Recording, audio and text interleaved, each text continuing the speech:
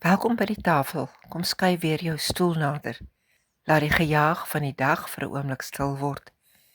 Die tafel is gedek, die gasheer wag.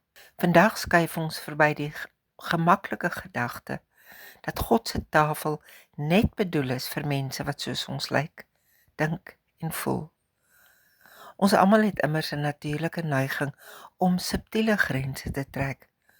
Ons besluit wie in is, wie veilig voel, wie by ons waardes pas.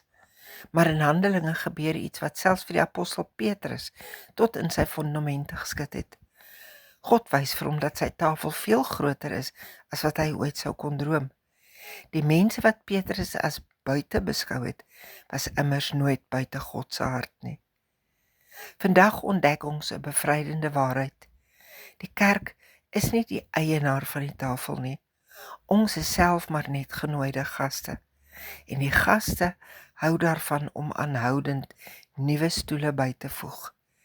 Die dagstuk vat net 2 tot 3 minute om te lees. Skuif nader en ontdek in vandag se geskrewe teks die vreemde openbaring wat Petrus in die huis van 'n Romeinse offisier gehad het. Kom proe saam aan die brood. Ek is Ronel Besuidnout en ek deel dit graag met jou.